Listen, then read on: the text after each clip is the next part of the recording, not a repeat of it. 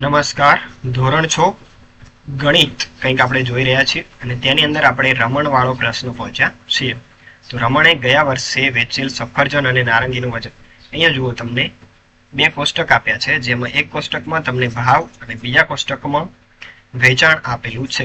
તો આપણે તેના ઉપરથી કેટલાક પ્રશ્નોના જવાબ જોવાના છીએ. તો ચાલો જોઈએ.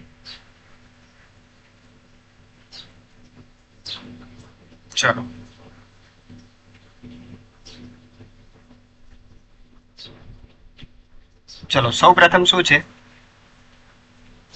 પ્રશ્ન નંબર એ ની અંદર તમને કહ્યું છે ગયા વર્ષે વેચેલ સફરજન અને નારંગીનું કુલ વજન શોધવાનું છે. શું કહ્યું છે? સફરજન અને નારંગીનું કુલ વજન શોધવાનું છે. ઓકે, તો ચલો, સફરજનનું વજન કેટલું છે? અહીંયા જોઈ લઈએ. સફરજનનું વજન છે 2457 કિલોગ્રામ. ત્યારબાદ નારંગીનું વજન છે 3004 કિલોગ્રામ. બંનેનો કરી દઈએ સરવાળો. 7 ને 4 11 નો એકડો વધી 1, 5 ને 1 6, 4 વત્તા 0 4, 3 ને 2 5. 5461 કિલો શું થશે? સફરજન પ્લસ નારંગીનું કુલ વજન થશે. ઓકે, ત્યારબાદ જોઈએ પ્રશ્ન બી. પ્રશ્ન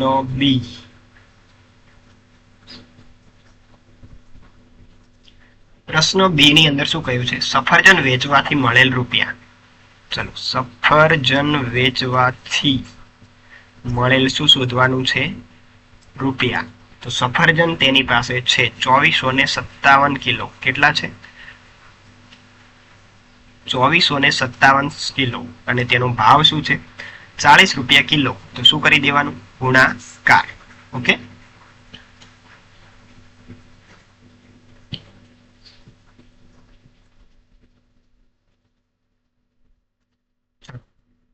એકમનું આવશે 0. 7 ચોક 28 નો આઠડો વધી 2, 4 પંચ 20 ને 2 22 નો બગડો વધી 2, ચોકો 16 ને 2 18, 18 નો આઠડો વધી 1, 4 દુ 8 ને 1 કેટલા થશે? 9. 98,280 રૂપિયા તેને મળશે. શેનાથી મળશે? સફરજન વેચવાથી. તે પછીનો પ્રશ્ન, સફરજન અને નારંગી બંને વેચવાથી કેટલા મળે? જો, 98,280. સફરજન વેચવાથી તેને કેટલા મળે છે? 98,280. ઓકે, નારંગીનો ભાવ આપણે શોધવાનો બાકી છે. અહીંયા જોઈએ. ચલો, સફરજન પ્લસ નારંગી બંને વેચવાના છે. તો સફરજન વેચવાથી તેને મળે છે 98,280. નારંગી તેની પાસે કેટલી છે? 3004 કિલો. નારંગી તેની પાસે છે 3004 કિલો. અને નારંગીનો ભાવ કેટલો છે? 30 રૂપિયા કિલો. તો ગુણ્યા કરી દેવાના 30.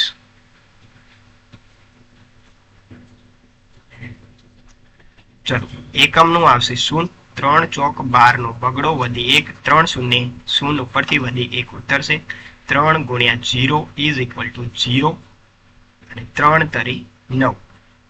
90,120 રૂપિયા તેને મળશે નારંગી વેચવાથી. ઓકે, તો નારંગી પ્લસ સફરજન 90,120 પ્લસ 98,280.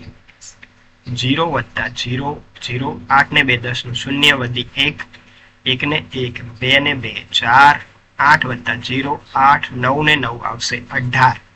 ચલો, એક અલ્પવિરામ અહીંયા, એક અહીંયા. 1,88,400 રૂપિયા તેને નારંગી અને સફરજન વેચવાથી મળશે.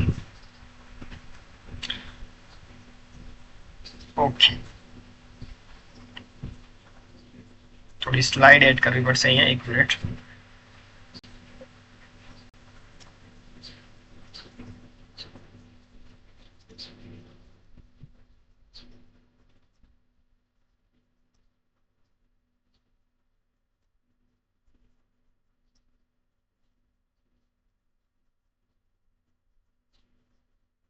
ઓકે.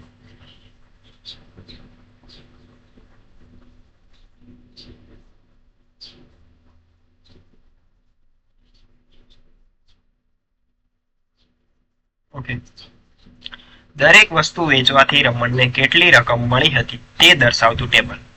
તો સૌપ્રથમ તો બે વસ્તુનો ભાવ તો આપણે શોધી લીધો. સફરજન વેચવાથી 98,280 અને નારંગી વેચવાથી 90,120. તે અહીંયા લખી દઈએ. ચલો, સફરજન વેચવાથી તેને કેટલા મળ્યા છે અહીંયા જોઈ લઈએ. એક મિનિટ.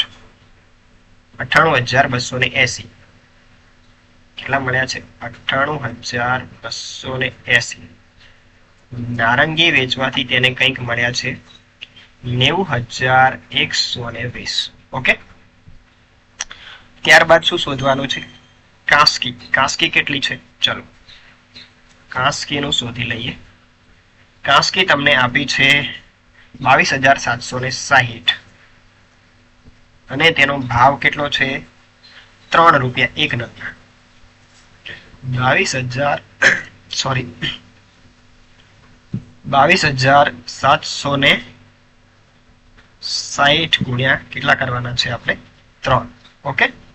તો ચલો 3 0 0 6 તરી 18 ના 8 વધી 1 7 તરી 21 ને 1 22 નો બગડો વધી 2 3 દુ 6 ને 2 8 3 દુ ના 6 68,280 કાસ્કી વેચવાથી તેને મળશે.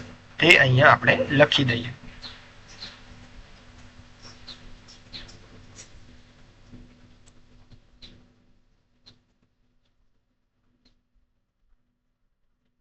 કાસ્કી વેચવાથી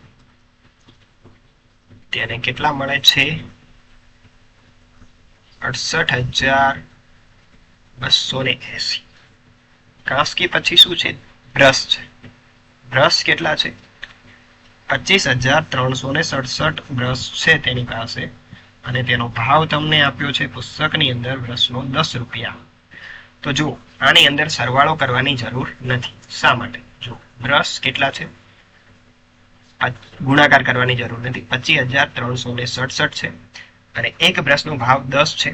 અહીંયા તમે ગુણ્યા 10 કરો તો શું આવે? એની એ રકમ પાછળ એક જીરો મૂકી દેવાનો. દેખો એકમનો શૂન્ય અને એક જોડે ગુણીએ એટલે શું જવાબ આવે? એનો એક. તો 2,55,670 જવાબ આવશે બ્રશ વેચવાથી. તેને કેટલા મળે છે? 2,53,670 રૂપિયા.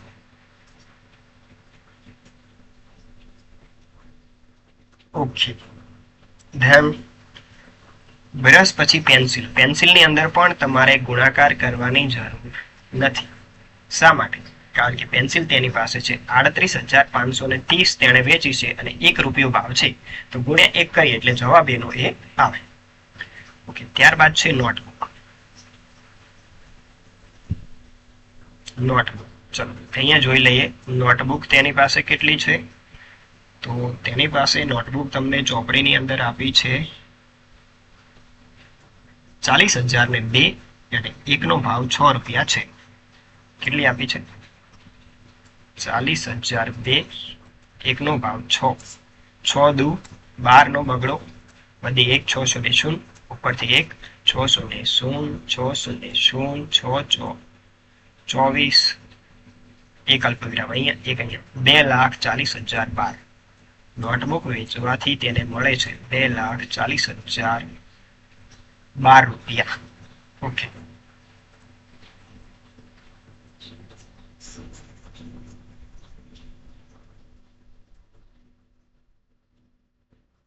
ત્યારબાદ શું છે?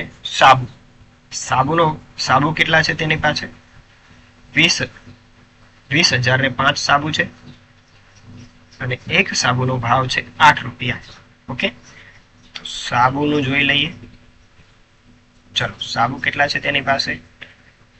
20,005 ગુણ્યા 8. 8 5 40 નો શૂન્ય વધી 4 8 0 0 ઉપરથી 4 8 0 0 8 0 0 8 દુના 16 એક અહીંયા 1,60,040 રૂપિયા. કેટલા મળે છે? 1,60,040. ઓકે, તો હવે લગભગ દરેક વસ્તુ વેચવાથી મળતા પૈસા આવી ગયા છે. પછી પ્રશ્નમાં કીધું છે કે આને ઉતરતા ક્રમમાં આ રકમને ગોઠવી દો. ચલો, ઉતરતા ક્રમમાં સૌથી પહેલા સૌથી મોટી રકમ આવે. ચલો, ઉતરતા ક્રમમાં ગોઠવી દઈએ. સૌથી મોટી રકમ જોઈ લઈએ. આ 98, આ 68 અને 90 ધ્યાન નહીં લે. દેખો 2,53,000 અને 2,40,000. આ તો 1 લાખ છે એટલે આ બંને ધ્યાનમાં લઈએ. તો સૌથી મોટી કઈ છે? 2,53,670. ઓકે, તેના પછી કઈ આવશે? 2,40,012 રૂપિયા. ચલો, આ બંને રકમ આવી ગઈ. ઓકે, ત્યારબાદ કઈ આવશે? જુઓ, 1 લાખ વાળી આ જ છે એટલે ત્રીજા નંબરે કઈ આવશે? 1,60,040. ઓકે, આ રકમ પણ આવી ગઈ. હવે જુઓ, 38, 68, 98, 90. આમાં સૌથી મોટી કઈ છે? 98,280. તેના પછી કઈ આવશે? 98,280. ચલો, આ રકમ પણ આવી ગઈ.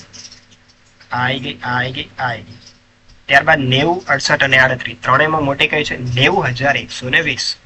કઈ આવશે? 90,120. ચલો, આ રકમ પણ આવી ગઈ. 38 અને 68,000 બંનેમાં મોટી કઈ છે? 68,280. સૌથી છેલ્લે કઈ આવશે? 38,530. તો પ્રશ્ન તમને એવું પૂછ્યું છે કે સૌથી વધુ રૂપિયા તેને મળ્યા છે 2,53,000. કઈ વસ્તુ વેચવાથી? બ્રશ વેચવાથી તેને સૌથી વધુ રૂપિયા 2,53,670 રૂપિયા મળે છે. ઓકે, તો આટલે આપણું આ કામ પૂરું થાય છે. ત્યારબાદ ઉદાહરણ છે જે આપણે નેક્સ્ટમાં જોઈશું. Thank you.